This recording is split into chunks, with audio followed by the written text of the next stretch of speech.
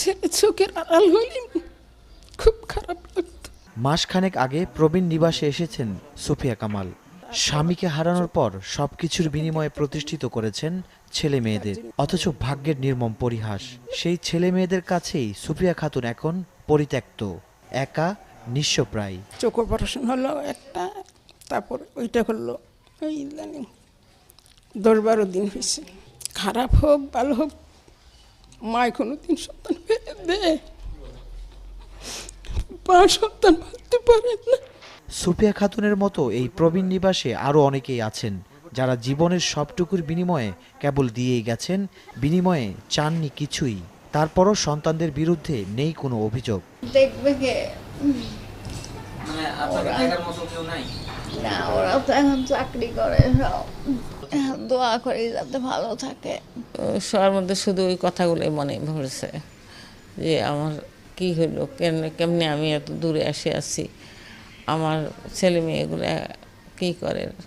এত সুন্দর মা বলতো, আর এত ভালো ছেলে ওরকম দেখা যায় না। আমি ওকে মিস করি প্রায়। না না বললে তো হবে না, এটা তো সত্যি। মা এবং সন্তান, মা এবং সন্তানের তো সত্যি সম্পর্ক। ব্যস্ত নাগরিক জীবনে মায়ের পরন্ত বেলায়ও দেয়ার মতো সময় থাকে না আধুনিক শহরে সন্তানদের। মা মানেই যেন এক বোঝা। এক সময় যে মায়ের কোল ছিল সন্তানের পরম আশ্রয়, বৃদ্ধ বয়সে সেই সন্তানের ঘরেই একটু জায়গা জোটে না। যে সেবাটা পরিবারে পাবে না, সেই সেবাটা কিন্তু আমরা দেওয়ার চেষ্টা করি। কিন্তু তারপরেও মানে ফিলিংস যেটা, যে তার পরিবারের থেকে যে সে বিচ্ছিন্ন, তার যে পরিবার আছে, তার পরিবারের লোকজনরা আছে, এটাকে কিন্তু যতই সেবা দেয়া হোক, এটাকে কিন্তু মানে সে ইগনোর করতে পারে না। একাকিত্বের ফ্রেমে বন্দি মায়েদের দুচোখ চেয়ে থাকে সন্তানের প্রতীক্ষায়। আধুনিক নাগরিক জীবনের মোড়কে বাঁধা সমাজই মা সন্তানের মধ্যে তৈরি করে দিয়েছে দূরত্বের দেয়াল।